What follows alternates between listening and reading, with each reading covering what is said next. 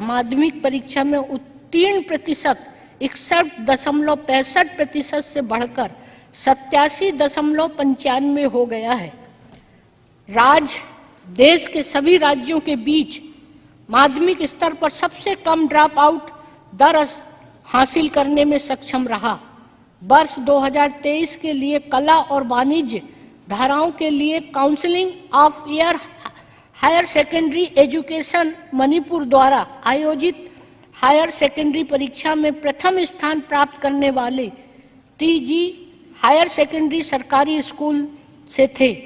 राष्ट्रीय उपलब्धि सर्वेक्षण में सभी वर्गों में राज्य का औसत प्रदर्शन पर राष्ट्रीय औसत से अधिक था।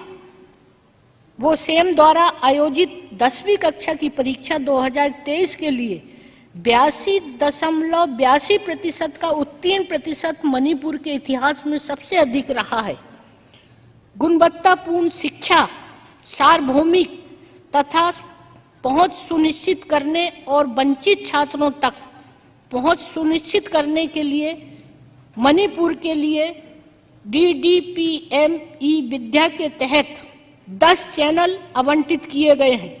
इन चैनलों को समावेशी शिक्षा को बढ़ावा देने के लिए मणिपुर भाषा में स्थानीय केबल नेटवर्क के माध्यम से प्रसारित किया जा रहा है। विद्युत क्षेत्र में मेरी सरकार राज्य के शहरी क्षेत्रों में 24/7 बिजली आपूर्ति और ग्रामीण क्षेत्रों में प्रतिदिन लगभग 23 घंटे बिजली आपूर्ति प्रदान करने के लिए प्रतिबद्ध है।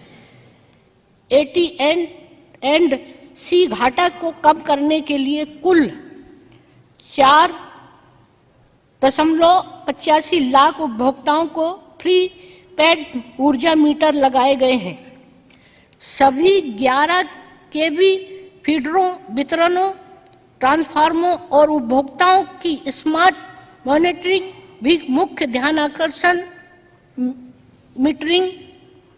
ध्यान आकर्षण क्षेत्र में से एक है। बुनियादी ढांचे के कार्यों के लिए लगभग 365 करोड़ रुपए की राशि के कार्य आवंटित किए गए हैं।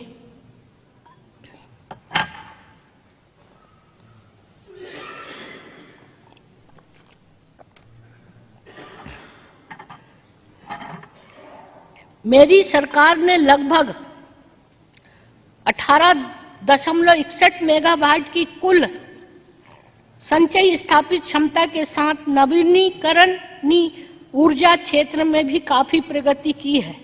राज्य में नवीनीकरणीय ऊर्जा क्षमता में उल्लेखनीय वृद्धि करने के लिए मेरी सरकार ने थोवाल मल्टीपर्पज प्रोजेक्ट रिजर्वायर में 5 मेगावाट का floating solar PV power plant और पावर सब स्टेशनों के पास 500 मेगावाट 50 मेगावाट के 2 सोलर PV पावर प्रोजेक्ट स्थापित करने के प्रस्ताव पर सक्रिय रूप से काम कर रही है। सभी जिलों में प्रमुख और महत्वपूर्ण स्थानों पर LED सोलर स्ट्रीट लाइटिंग प्रणाली के 19.550 सेट इंस्टॉल किए गए। मई 2024 तक 1 मेगावाट के लक्ष्य के साथ आवासीय क्षेत्रों में rooftop solar PV power plant install किए जा रहे हैं। कृषि और संबद्ध गतिविधि एवं प्राकृतिक संसाधन। पानी की कमी के कारण धान की 11.594 हेक्टेयर भूमि प्रभावित हुई। रबी के बीज मुफ्त उपलब्ध कराने की एक वैकल्पिक फसल योजना को मंजूरी दे दी गई और प्रभावित क्षेत्रों में फसल के नुकसान की भरपाई के लिए 387.915 मीट्रिक टन बीज वितरित किए गए हैं। अंतर्राष्ट्रीय बाजार वर्ष 2023 के अनुरूप बाजरा को बढ़ावा देने के लिए एक राज्य कार्यक्रम शुरू किया जा रहा है। 200 हेक्टेयर क्षेत्र को कवर करने वाले 32 किसान इच्छुक समूह के निर्माण पर ध्यान केंद्रित किया गया है। 6.20 लाख किसानों को पीएम किसान के तहत नामांकित किया गया है और अब तक लगभग 712 करोड़ रुपए जारी किए जा चुके हैं। RKB रफ्तार के अंतर्गत 120 ट्यूबवेल की इंस्टॉलेशन हेतु स्थल चयन का कार्य प्रगति पर है। इम्फाल पूर्व में एक स्थायी वर्मी कंपोस्ट इकाई का निर्माण शुरू कर दिया गया है। 50 लोगों की बैठने की क्षमता वाले 11 कृषि बाजार सेट का निर्माण कर रहे हैं। 4,566 किसानों को नेपसेक स्प्रेयर या पावर स्प्रेयर की खरीद के लिए वित्तीय सहायता प्रदान की गई है।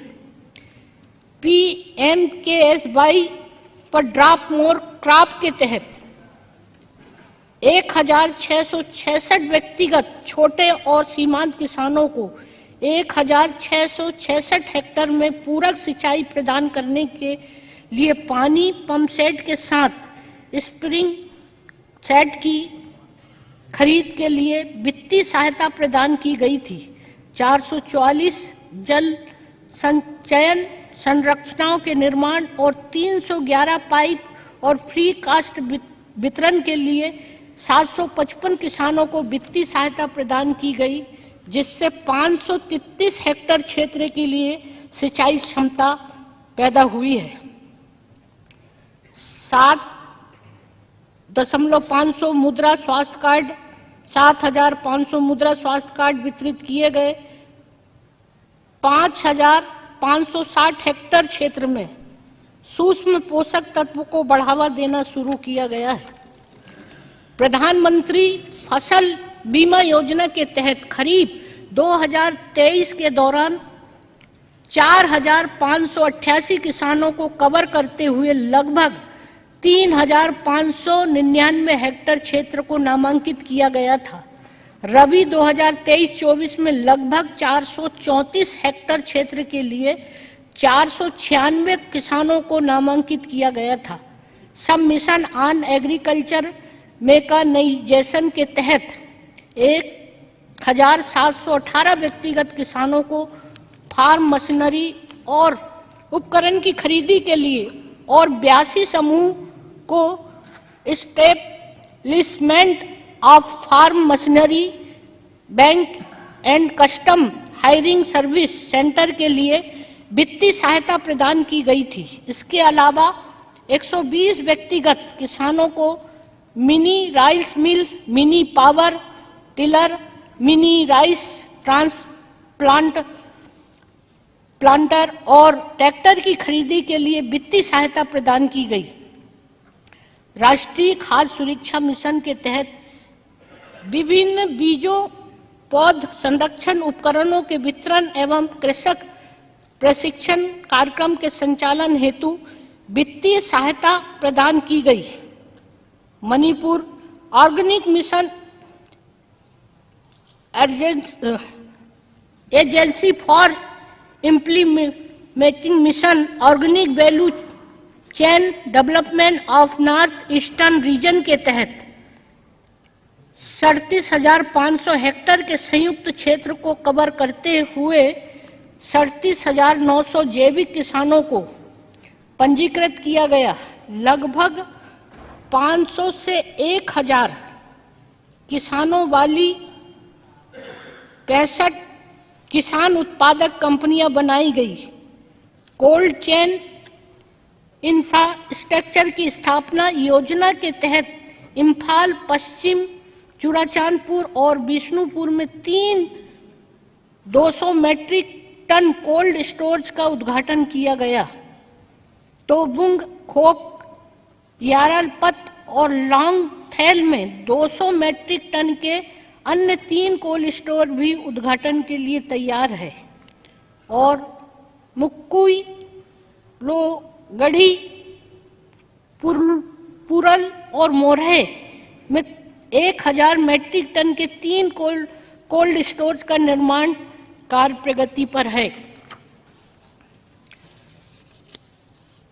चाक हब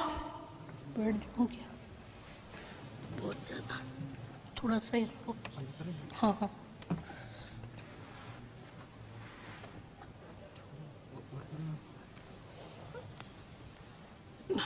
ये जो लाइट है ना यहाँ पे,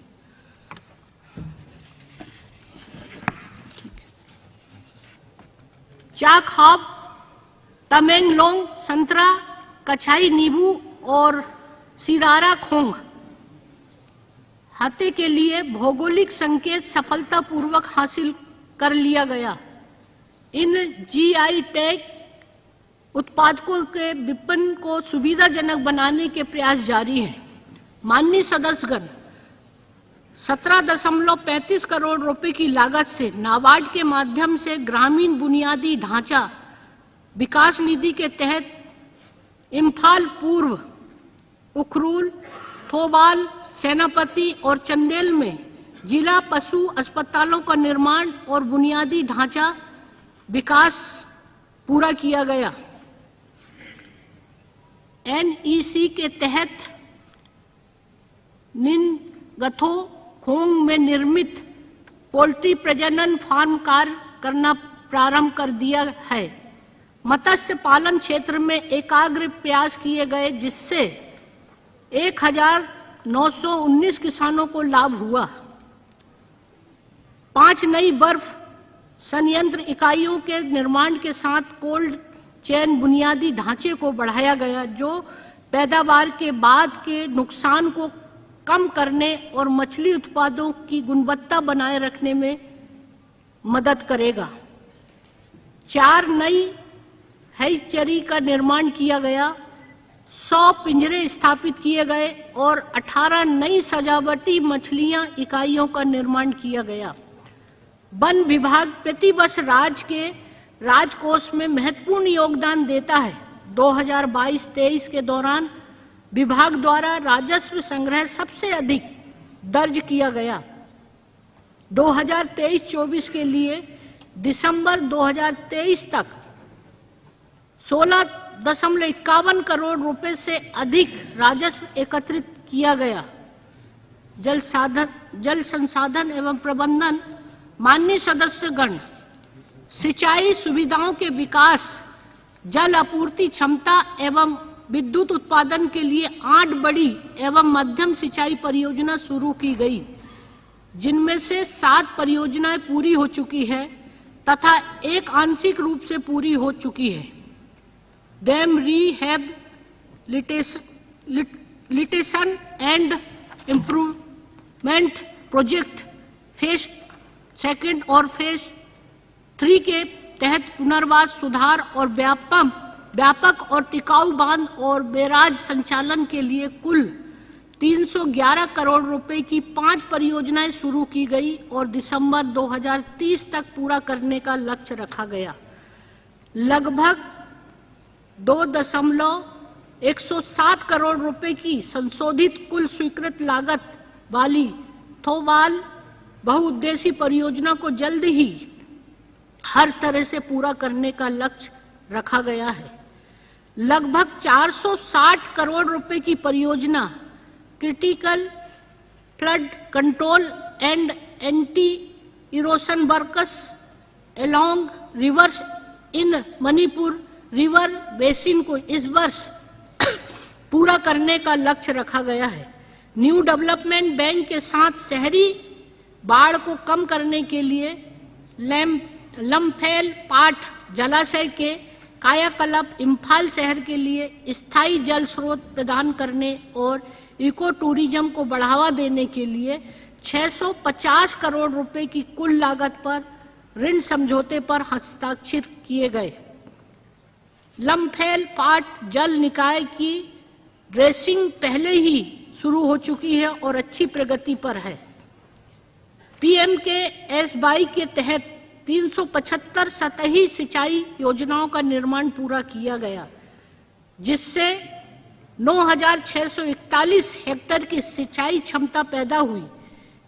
PMKSY के तहत 550 कुआं का निर्माण जल्द पूरा करने का लक्ष्य रखा है, जिससे 2,057 हेक्टेयर की सिंचाई क्षमता पैदा होगी। जल आपूर्ति एवं स्वच्छता। माननीय सदस्यगण, जल जीवन मिशन न्यू डेवलपमेंट बैंक द्वारा वित्त पोषित मणिपुर राज्य जल आपूर्ति परियोजना NLCPR, NES,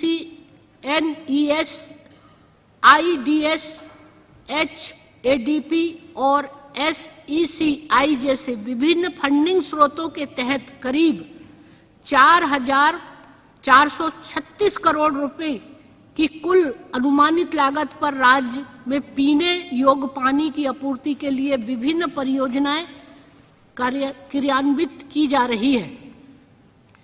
जल जीवन मिशन के तहत 78% ग्रामीण परिवारों को, 90% शहरी परिवारों को और कार्यात्मक घरेलू नल कनेक्शन प्रदान किए गए हैं। NDB फंडिंग के साथ 16 IMC वार्डों के सीपरेज कलेक्शन और उपचार के लिए लगभग 1,255 करोड़ रुपए की अनुमानित लागत पर integrated sewerage system for city of Imphal phase second भी लागू की जा रही है। वर्ष 2023-24 के दौरान राजभवन से मणिपुर विश्वविद्यालय तक मौजूदा 4 लेन सड़क का सुदृढ़ीकरण और MU से लीक लोंग के बीच 2 लेन से 4 लेन तक सुदृढ़ीकरण और चौड़ीकरण का काम पूरा किया गया। 24.62 करोड़ रुपए की लागत से टीडिम ग्राउंड से मिनुथोंग तक NH-02 को सुदृढ़ीकरण करने का कार्य प्रगति पर है।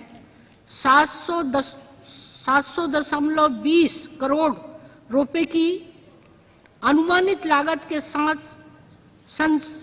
संसाक टेक्नोपाल तक NH-102A का चौड़ीकरण और सुधार और 488.94 करोड़ रुपए की अनुमानित लागत के साथ वाहेंग बम लेकाई से मयांग इम्फाल के रास्ते कॉकचिंग लमखाई तक NH-137A का चौड़ीकरण और सुधार पाइपलाइन में है। 2023-24 के दौरान कांगजोंग से पीलोंग के रास्ते से कोनकान थाना तक सड़क का सुदृढ़ीकरण और उन्नयन पूरा किया गया है। हैंगलेप थिनखेउ टिपाई मुख्य रोड का सुधार जल्दी ही पूरा होने वाला है। एक पहुंच मार्ग सहित लेमा खोंग नदी पर PSC पुल के निर्माण के लिए निर्विदा प्रक्रिया चल रही है। तादुबी को चोबाई नामे खूनो और माऊ पुंगडंग से जोड़ने वाली सड़क के सुधार के लिए काम सौंपा गया है। इम्फाल कांगचुप तेमांगलोंग सड़क का निर्माण एशियन डेवलपमेंट बैंक की वित्तीय सहायता से 1,437.44 करोड़ रुपए की लागत से किया जा रहा है और इसे जल्दी ही पूरा करने का लक्ष्य रखा है। 1,769 करोड़ रुपए की अनुमानित लागत पर एशियन डेवलपमेंट बैंक की सहायता से इम्फाल रिंग रोड का निर्माण कार्यान्वयन के अग्रिम चरण में है। 2,819 करोड़ रुपए की अनुमानित लागत के लिए कंक्रीट लाइन वाली नालियों सहित रिजिड पेवमेंट के साथ इम्फाल शहर के भीतर सड़कों का सुधार 2024 की दूसरी तिमाही तक कार्यान्वयन के लिए लक्षित है। परिवहन 2018 में शुरू होने के बाद से मणिपुर हेली सर्विस नंबर 31,000 से अधिक यात्रियों को हेलीकॉप्टर सेवा प्रदान की है, जबकि यह 2500 से अधिक घंटों की उड़ान के साथ राज्य के विभिन्न हिस्सों में आपातकालीन राहत बचाव अभियान और चिकित्सा आपातकालीन निकासी भी कर रहा है।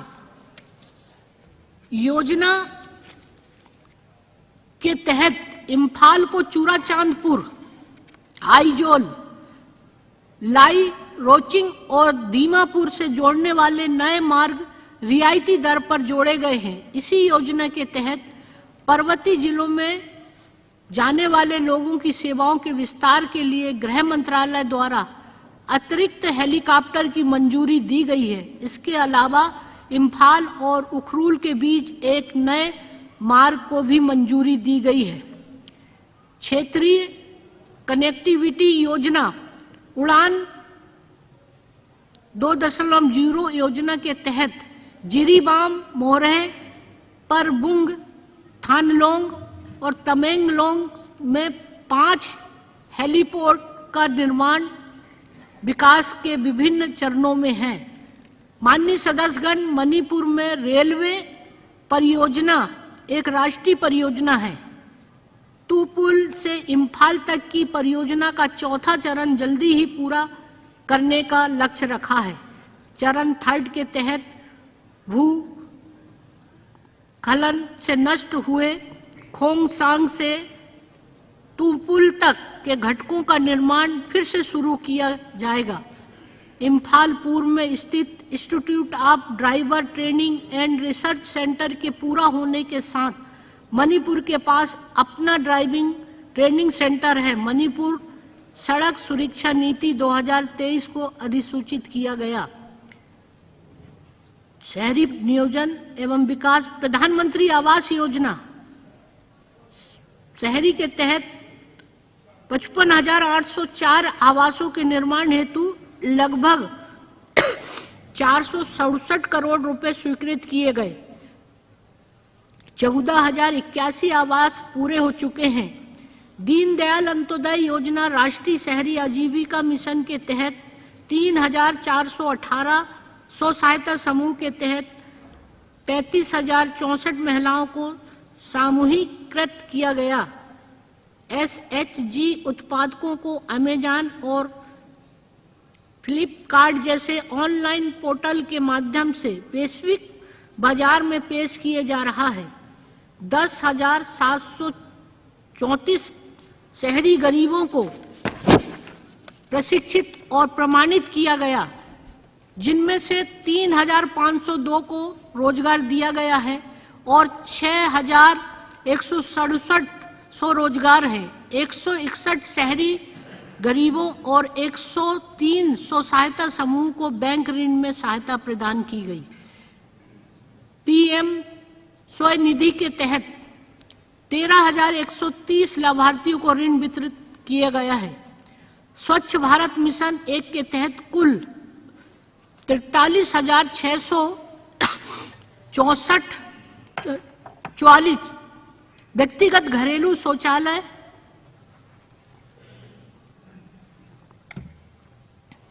500 सीटों वाले सार्वजनिक शौचालय का निर्माण किया गया। स्वच्छ भारत मिशन शहरी 2 के तहत 26 ULB के लिए city solid waste action plan और 8 ULB के लिए सिटी सैनिटेशन एक्शन प्लान को मंजूरी दी गई। स्वच्छ सर्वेक्षण में जिरीबाम नगर परिषद ने 2023 में लगातार चौथी बार आंचलिक श्रेणी में 15,000 से कम आबादी वाले सबसे स्वच्छ शहर का पुरस्कार जीता। मेरी सरकार संपत्ति कर को चरणों में लागू करने के लिए आगे बढ़ी है। प्रथम चरण के तहत इम्फाल नगर निगम के लिए GIS संपत्ति प्रोफाइल सर्वेक्षण के आधार पर संपत्ति कर प्रबंधन मंच विकसित करने का काम अंतिम चरण में है। AMRUT 2020 के तहत 99.73 करोड़ रुपए की लागत वाली जल आपूर्ति जल निकायों और पार्कों का कायाकल्प परियोजनाओं को मंजूरी दी गई है।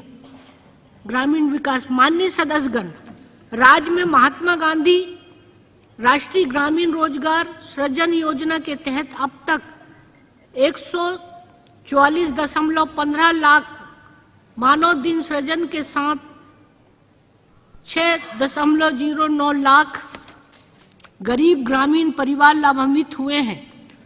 योजना के कार्यान्वयन और निगरानी को मजबूत करने के लिए आधार आधारित भुगतान प्रणाली, GIS आधारित प्रबंधन प्रणाली, राष्ट्रीय मोबाइल निगरानी प्रणाली ऐप अब लागू किए गए विभिन्न तंत्रों का हिस्सा है।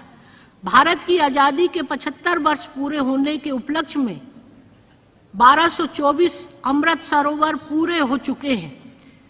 PMAYG के तहत 34,032 घरों के निर्माण लक्ष्य के मुकाबले 30,467 घर पूरे हो चुके हैं। इसके अलावा गैर SECC सूची में सभी घरों के कुल लक्ष्य आवंटन में से 67.533 घरों को मंजूरी दे दी गई है।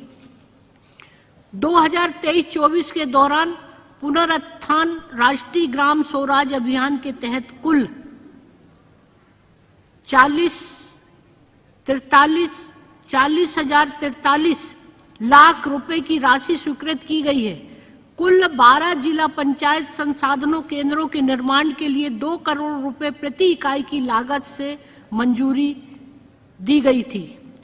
ग्रामीण गरीबों के लिए स्थायी आजीविका प्रदान करने के लिए मणिपुर राज्य ग्रामीण आजीविका मिशन को 52 ब्लॉकों, 620 ग्राम पंचायतों और 955 गांवों को कवर करने वाले सभी जिलों में लागू किया जा रहा है। 87,014 महिलाओं को 8,250 स्वयं सहायता समूह के गठन के लिए एकजुट किया गया। उन्हें 414 ग्राम स्तरीय फेडरेशन में संबद्ध किया गया और आगे 12 क्लस्टर स्तरीय फेडरेशन का गठन किया गया है। 2023-24 के दौरान कानून और व्यवस्था की स्थिति से उत्पन्न बाधाओं के कारण PMGSY के तहत सिर्फ 11,079 किलोमीटर की लंबाई वाली 32 सड़कों और पुलों का काम पूरा किया जा सका। संचयी रूप से 11,673 किलोमीटर सड़क लंबाई को कवर करने के लिए स्वीकृत 2,122 कार्यों में से 10,783 किलोमीटर सड़क लंबाई मापने वाले 1,891 कार्य PMGSY और सेकंड के तहत पूरे किए गए। राज्य के लिए PMGSY थर्ड के तहत 812.50 किलोमीटर लंबाई की सड़क के निर्माण के लिए सैद्धांतिक मंजूरी मिल गई है। समाज कल्याण ईमा नोंग थांग लेमा याइप तेंगबाग योजना शुरू की गई, जिसके तहत मणिपुर में 40 वर्ष से अधिक आयु की लगभग 4 लाख बेरोजगार महिलाएं जो किसी भी सरकारी योजना को लाभार्थी नहीं है, उन्हें प्रति माह 500 रुपए का मौद्रिक लाभ प्रदान किया जाएगा।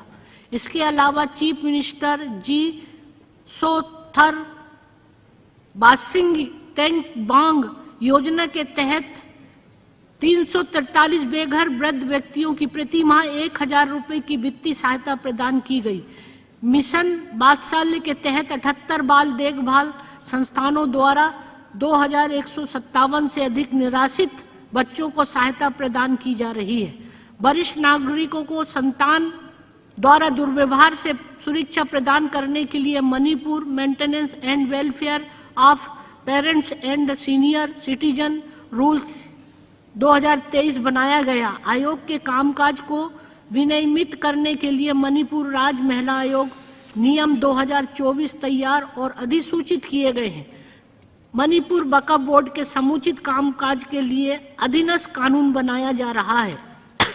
श्रम कल्याण, रोजगार सृजन और उद्यमिता राज्य सरकार कामकाजी आबादी के कल्याण का पूरा ध्यान रख रही है। अब तक 5,875 असंगठित श्रमिकों को प्रधानमंत्री श्रम योगी मानधन राष्ट्रीय पेंशन योजना के तहत और 4,031 लाख को ई श्रम पोर्टल पर नामांकित किया गया है। मणिपुर भवन और अन्य निर्माण श्रमिक कल्याण बोर्ड के माध्यम से बच्चों की शिक्षा, चिकित्सा व्यय, मातृत्व लाभ, प्राकृतिक मृत्यु राहत और दुर्घटना के लिए तत्काल सहायता के लिए वित्तीय सहायता प्रदान की गई।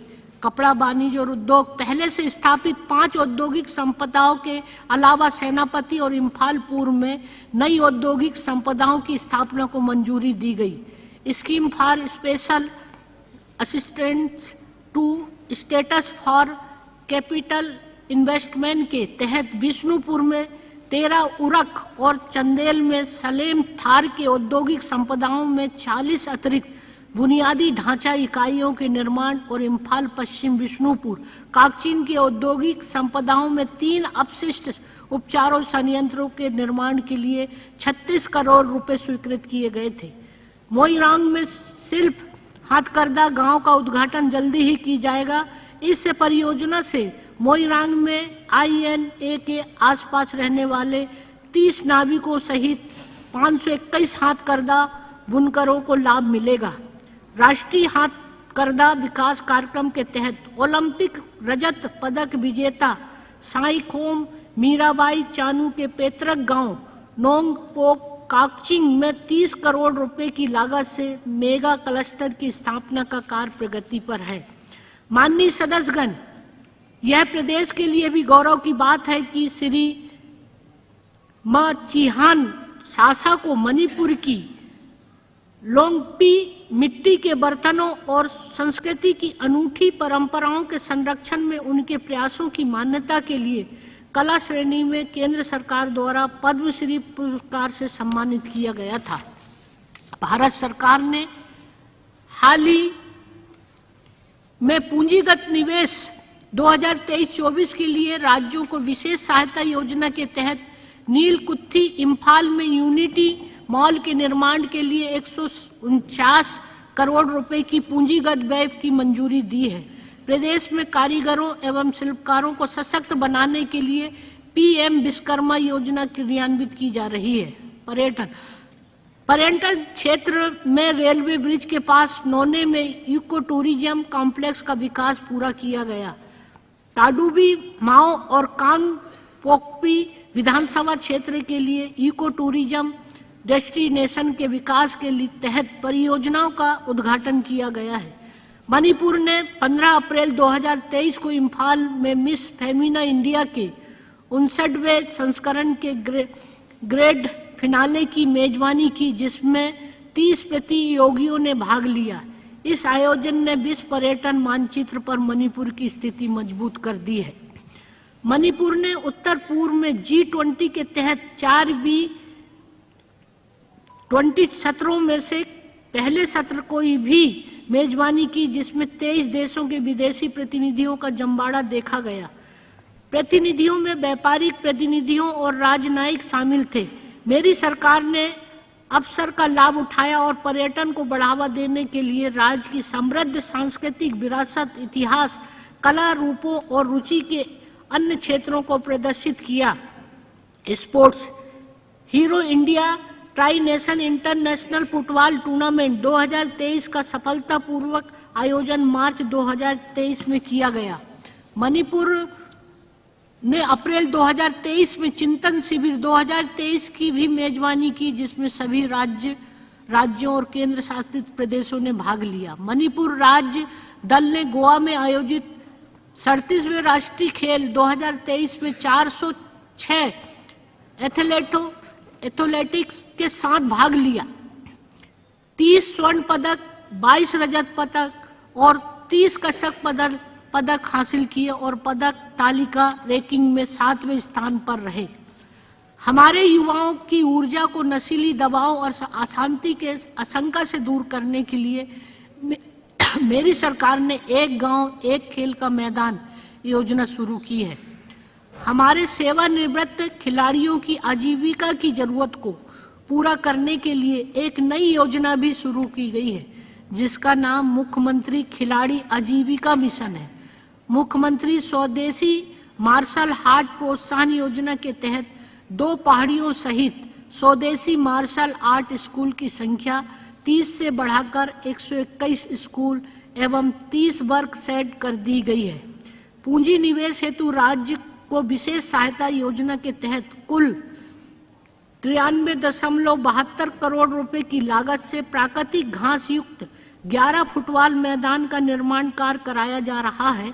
इसके अलावा विभिन्न पर्वतीय जिलों में 7 साइड फुटबॉल एस्ट्रोटर्फ के निर्माण का भी प्रावधान है।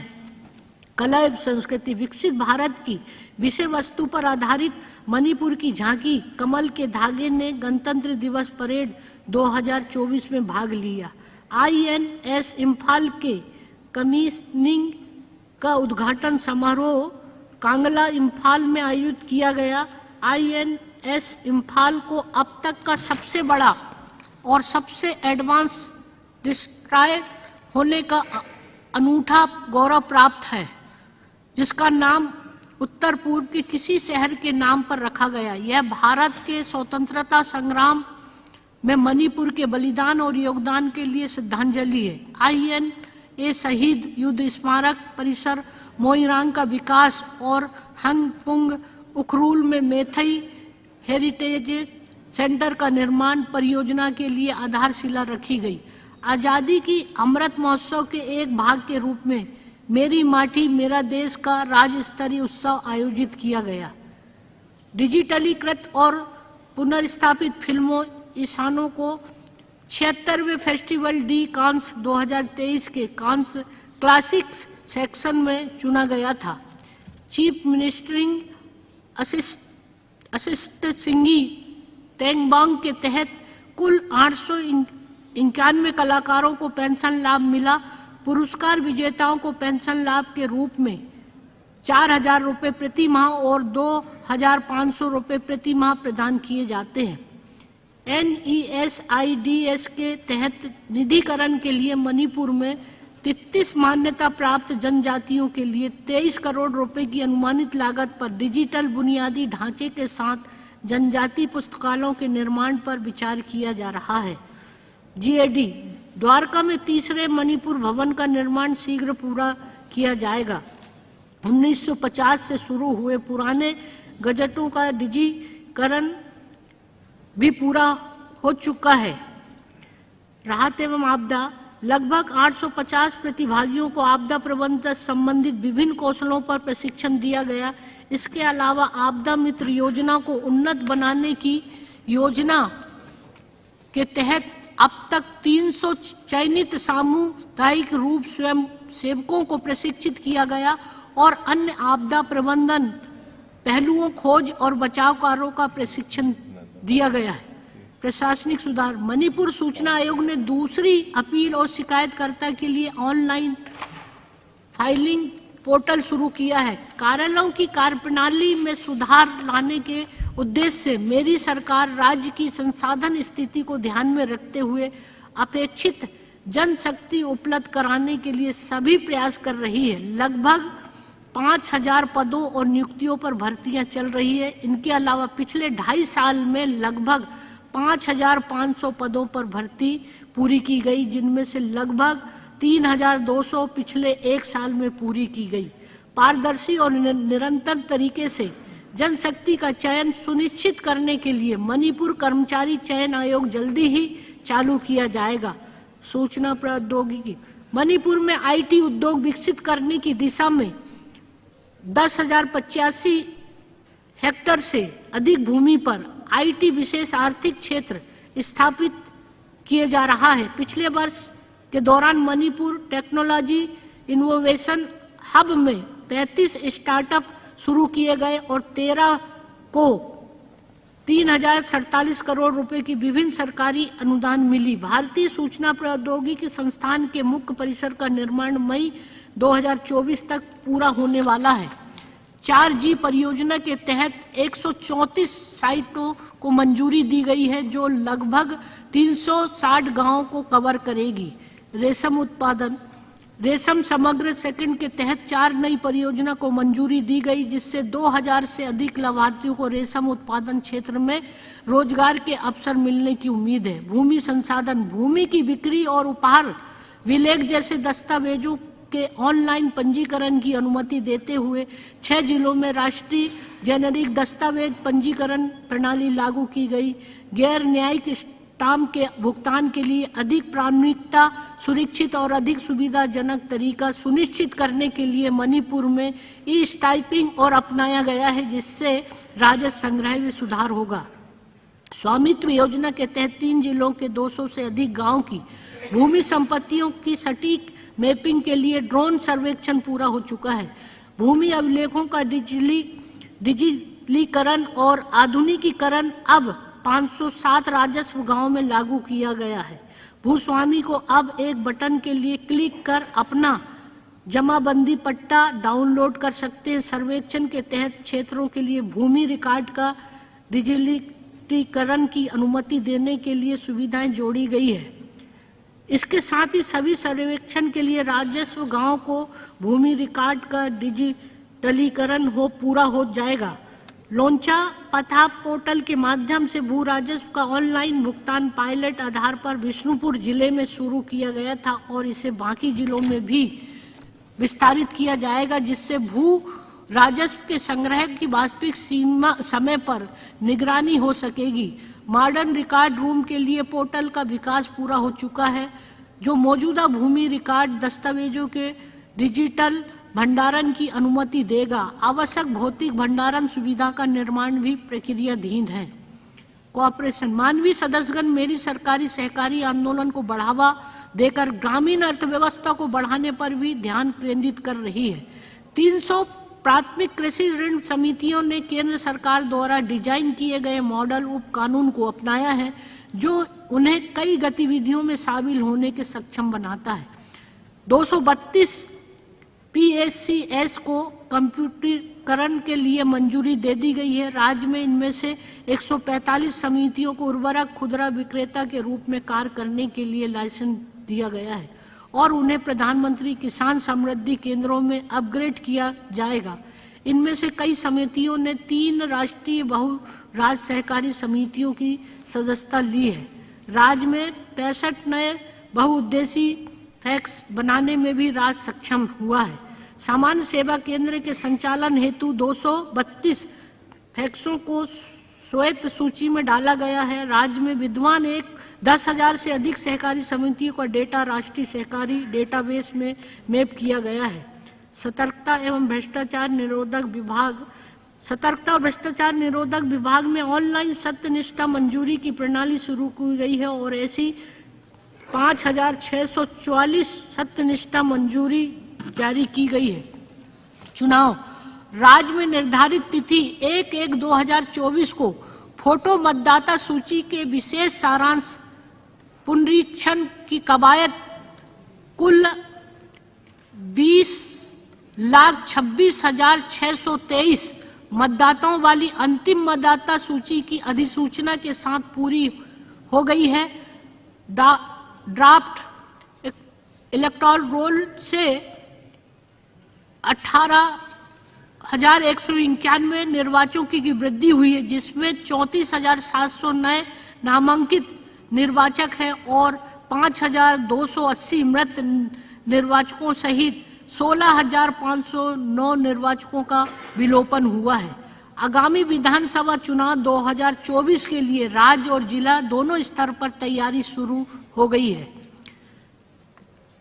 माननीय सदस्यगण, मैं मणिपुर के सामूहिक और साझा दृष्टिकोण के लिए सभी माननीय सदस्यों के पूरे दिल से समर्थन की आशा करती हूं। जहां लोग एक दूसरे के लिए पारस्परिक सम्मान और गरिमा के साथ सद्भाव और एकजुटता के साथ रहते हैं। मेरे राज्य के लोग बहुत संयमी हैं और मुझे अपने भाइयों और बहनों पर पूरा भरोसा है। मणिपुर हमेशा से बहुत संस्कृति वाला राज्य रहा है और रहेगा, जो राज्य की विविध पहचानों का सम्मान करता है। मेरी सरकार विकास के पथ पर सभी को साथ लेकर चलने में विश्वास रखती है। मैं राज्य के सभी लोगों से अपील करती हूं कि शांति और सद्भाव स्थापना में सहयोग करें, ताकि प्रदेश में शीघ्र ही शांति स्थापित हो सके और प्रदेश समृद्धि के मार्ग पर अग्रसर होता रहे। धन्यवाद। जय हिंद। थगत जरी।